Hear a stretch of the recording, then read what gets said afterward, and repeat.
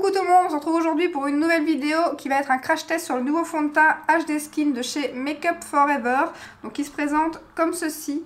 Il coûte 39,90 € sur le site de Sephora. Moi je l'ai eu plus ou moins à 31-32 € parce qu'il y avait moins 20% la semaine passée et encore quelques jours après il y avait moins 25 €. Donc il y avait encore moyen de le choper un peu moins cher vu que la marque n'est pas exclue et ça c'est vraiment génial.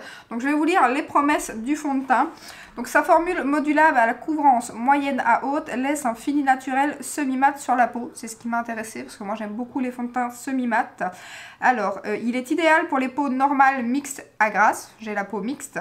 Il est disponible en 40 teintes pour convenir à toutes les carnations parmi 4 familles de teintes, light, medium, tan, deep et 3 sous-tons, rouge, neutre et jaune. Alors il est disponible en 40 teintes sur le site officiel, mais sur le site de Sephora, il n'est disponible qu'en 30 teintes. Donc s'il n'y a pas votre teinte sur le site Sephora, il faut aller sur le site officiel Make Up For Ever et là vous avez les 40 teintes. Alors pour revenir au fond de teint, j'aime beaucoup le packaging, je pense, comme beaucoup. Alors moi j'aime beaucoup les fonds de teint Make Up For Ever, surtout le Matte Velvet Skin. Je vous mettrai une photo ici, c'est un que j'ai terminé plusieurs fois et que j'aime beaucoup. Alors niveau teinte, j'ai pris la teinte 1N10. Je l'ai comparé, je l'ai déjà amorcé parce que je l'ai comparé à mon fond de teint Dior, mais je l'ai reçu hier donc je ne l'ai pas encore testé. Et il me semble un peu plus, pour une teinte neutre en tout cas, il me semble un peu plus jaune que le Dior. Et d'ailleurs, j'ai regardé sur le packaging et c'est là que je me suis dit, en fait c'est la teinte 1N10, mais en dessous, vous avez une petite parenthèse où il est marqué qu'il équivaut à mon avis au Y235 dans les autres teintes Make Up For Ever. Donc je vous montre. Donc voilà, donc du coup Y qui équivaut à yellow, à jaune, donc c'est pour ça à mon avis qu'il est un peu jaune. Donc le R qui équivaut à rouge, enfin moi je dis plutôt rose en général, et le N qui équivaut à neutre bien évidemment. Donc on va tester ça maintenant. Il est aussi dit qu'il est imperceptible et qu'il a une tenue de 24 heures. Donc on va voir la texture, ça je l'ai déjà vu hier, et c'est une texture que j'aime beaucoup. En fait il n'est pas... il se tient super bien, il est quand même pas très liquide, mais en même temps il n'est pas trop épais non plus. Après on va voir s'il est si fin que ça sur la peau, parce que quand même voilà, c'est un fond de teint qui se tient quand même bien. La teinte a l'air bien. J'ai déjà posé ma base Revlon, comme ceci, que j'ai l'habitude de mettre pour l'instant. Et je vais utiliser mon pinceau propre de chez Zoeva. Alors ça aussi, ils ont sorti en même temps que le fond de teint une éponge et un pinceau, qui a une drôle de forme d'ailleurs, mais voilà, ça m'intéressait pas plus que ça. J'applique jamais mon fond de teint à l'éponge, donc je l'applique au pinceau. Là ça m'a fait rire, je viens de voir que... j'ai mon Jésup qui est sale, donc j'ai pris un propre. Et en fait, ils portent exactement les mêmes noms que le Zoeva. Ils ne sont pas foulés, hein. 104 buffer, et c'est vrai qu'ils se ressemblent beaucoup. Donc niveau petit prix, si vous voulez le dupe du Zoeva, voilà, au passage. Alors, on va l'appliquer. Je vais d'abord peut-être faire un côté où j'ai toutes mes traces là. On va voir justement sa couvrance. Mais la teinte m'a l'air très bien. Mais un peu plus jaune, comme je le disais. J'ai mis 2 pompes par ici et on va voir. Ah ouais, dans la teinte ça me semble parfait.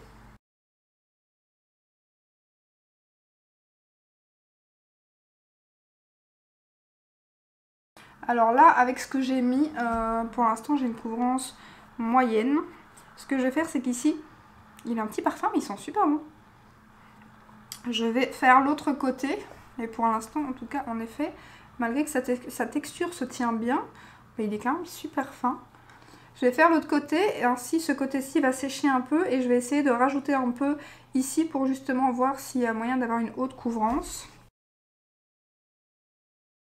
Bah la teinte, je suis trop contente, je ne me suis pas loupée parce que franchement ça a été une galère pour trouver ma teinte. En plus de ça, j'avais fait livrer chez Auchan, donc du coup il y a Sephora dans la galerie, donc je me suis dit c'est pas grave, je vais aller swatcher le fond de teint en magasin et ainsi si ma teinte est pas bonne, ben, je changerai directement. Mais ils avaient reçu les fonds de teint qu'ils n'avaient pas encore exposés et ils n'avaient pas les testeurs. Donc du coup je me suis retrouvée sans... j'ai pas su tester, donc je me suis dit tant pis, on testera à la maison. Et franchement je suis trop contente. En plus j'avais hésité avec la 1N14 et la 1N06, donc celle en dessous et celle au-dessus. Alors la 1N14 aurait clairement été trop foncée. Et bien que la 1N06, les swatchs que j'ai vus sur internet, il n'y a pas l'air d'avoir des teintes trop claires quand même. Mais celle-ci par contre c'est parfait. C'est rare d'ailleurs quand la teinte est aussi parfaite. Mais écoutez, c'est très fin.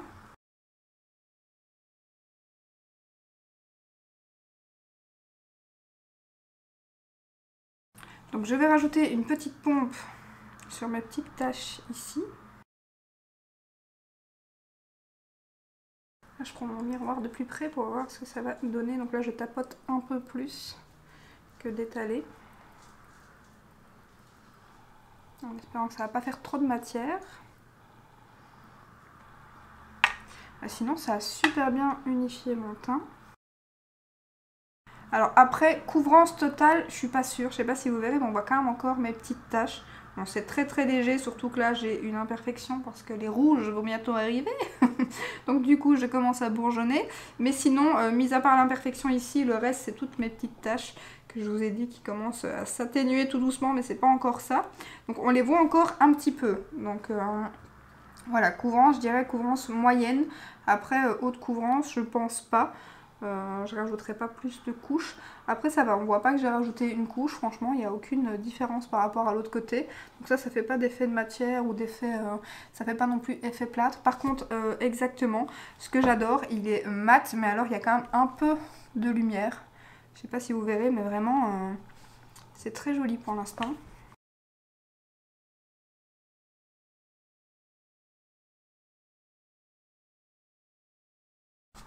Pour l'instant, je suis très très contente. Alors, ce que je vais faire maintenant, c'est que je vais mettre mon anti-cerne de chez Dior. C'est celui que je suis en train de terminer, en fait, et que j'ai l'habitude de mettre, du coup, pour l'instant. Donc, celui-ci en teinte 1N.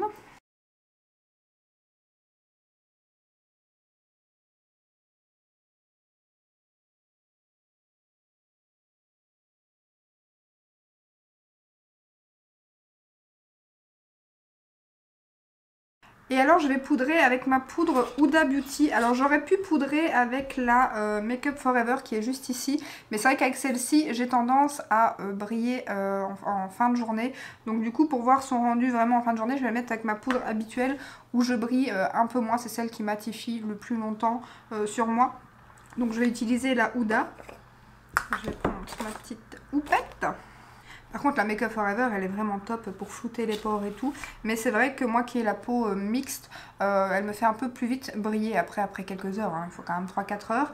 Mais une petite retouche en général fait pas de mal.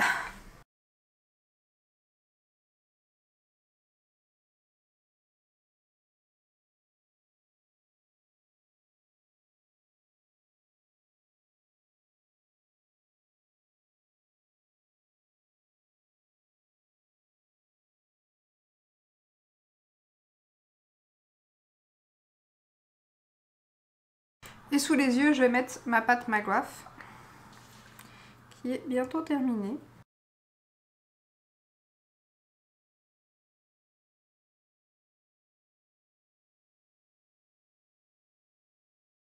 Voilà, donc pour l'instant j'ai fini avec le teint. Ce que je vais faire, je vous ai pas dit l'heure aussi, parce que je vais revenir tout à l'heure. Bon bah du coup il est 11 h, mais tout est déjà posé. Donc à mon avis j'ai commencé il y a 10 minutes quoi. Donc on va dire il est 11 h et je reviendrai. Donc là je vais terminer mon make-up. Je vais revenir pour vous montrer le résultat final. Et ensuite je reviendrai ce soir pour vous montrer niveau brillance, voir s'il n'a pas bougé. Pour l'instant en tout cas il n'a pas l'air de s'oxyder aussi. Il s'est pas oxydé... La teinte n'a pas bougé pour l'instant. Donc ce que je vais faire, c'est que je vais finir mon make-up et on se retrouve tout de suite. Alors voilà, make-up terminé et écoutez, pour l'instant, moi j'aime beaucoup le rendu sur ma peau. Alors imperceptible. On voit bien évidemment que je suis maquillée, hein, en plus blush, bronzer, highlighter, mais par contre il ne se sent pas du tout sur la peau. J'ai même pas l'impression d'être maquillée, vraiment j'ai pas l'impression d'avoir une couche sur le visage. Ils disent aussi, je l'ai lu après sur la boîte, donc haute résistance sur la peau, tenue 24 heures, ça je vous l'ai dit. Mais alors ils disent qu'il résiste à l'eau, qu'il résiste à la sueur et qu'il est compatible avec le port du masque. Alors ça aussi c'est pareil, port du masque, que ce soit n'importe quel fond de teint. Moi je poudre, j'ai du blush, du bronzer, tout ça. Donc j'ai toujours un petit transfert dans le masque. Même avec le Dior qui disent qu'il a un... Par contre c'est beaucoup moins qu'avec certains fonds de teint, ça c'est clair. Mais forcément qu'avec la poudre et tout, je sais même pas si c'est le fond de teint qu'on retrouve dans le masque ou la poudre. Surtout que moi j'en mets quand même pas mal. Donc ça je sais pas. Et aujourd'hui je sais pas si je vais sortir, peut-être aller chez Action. Parce qu'il y a un petit truc Spider-Man qui est sorti pour le petit. Donc je pense peut-être aller chez Action, mais c'est vraiment pas sûr. Sinon pour les yeux, au cas où vous me demanderiez ce que je porte, j'ai testé le nouveau fard que j'ai commandé de chez Carla Cosmetics. Alors c'est dommage, vous verrez malheureusement pas, bien que le petit reflet duochrome, mais c'est canon. J'ai juste mis ça, j'ai mis un peu de fard brun comme ça en creux pour estomper et je trouve ça canon. Ces fards, franchement, ils ont une pigmentation de fou. Donc voilà, ce qu'on va faire, c'est qu'on va se retrouver du coup vers 18h, 18h30. Alors normalement, je devais faire mon sport, mais en général, je le fais pas maquillée comme ça, donc je sais pas si je le ferai avant ou après la vidéo. Si je le fais, là, ça sera double test pour lui.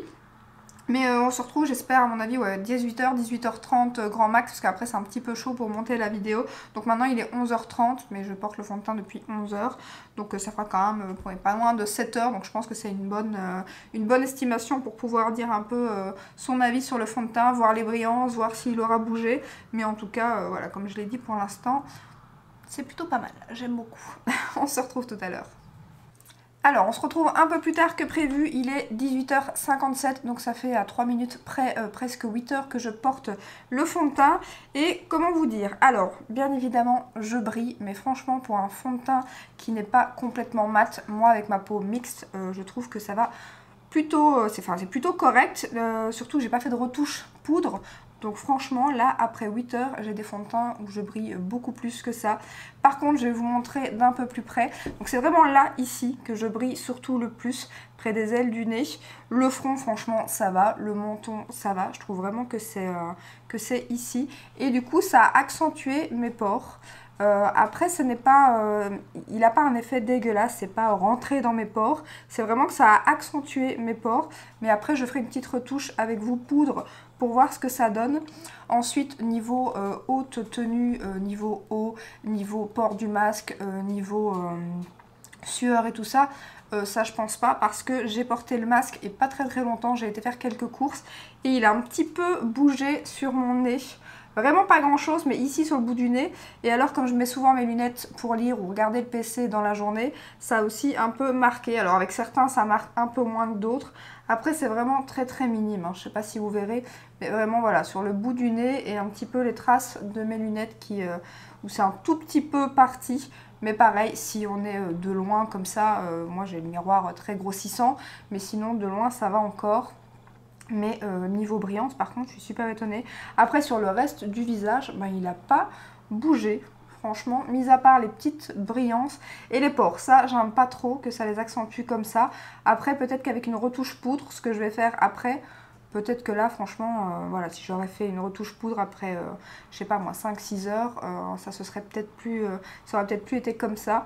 Donc par contre niveau nez, comme je me suis mouchée beaucoup, enfin aujourd'hui pas, mais comme j'ai le nez un peu sec à cause que j'ai été enrhumée, d'ailleurs on entend encore ma voix, là, on voit que c'est le soir. Ça va par contre, niveau sécheresse et tout, franchement ça va. Il marque pas trop, après moi j'ai pas la peau sèche, mais niveau du nez franchement ça va. Donc écoutez, pour l'instant c'est pas non plus un énorme top, parce que j'ai mieux niveau, voilà, niveau pores et tout, mais sinon c'est plutôt pas mal quand même. Donc je vais faire la retouche pour voir ce que ça donne. Je remets ma poudre Huda et je vais remettre là où je remettrai habituellement. Donc déjà ici, ça c'est certain.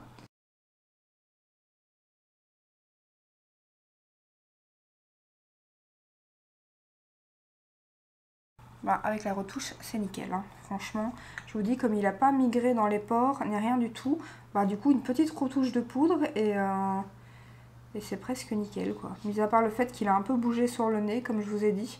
Mais après, pour l'instant, ça bouge assez souvent sur mon nez. Est-ce que justement, c'est à cause du rhume? Maintenant, la base aussi, pour l'instant, je l'ai utilisée qu'avec la base Revlon. Il faut que j'utilise avec mes autres bases. Mais pour l'instant, je suis quand même assez contente. Je vais juste voir avec une autre base ou quoi pour les pores ici, parce que ça m'embête un peu. Mais si vous faites la retouche poudre, après, ben, c'est nickel. Donc, c'est plutôt pas mal. Donc voilà pour mon petit crash test du nouveau fond de teint de chez Make Up For Ever. J'espère que cette petite vidéo vous aura plu. Si c'est le cas, ben, n'hésitez pas à la liker, à vous abonner. Et je vous dis à très bientôt dans une prochaine vidéo. Ciao, ciao!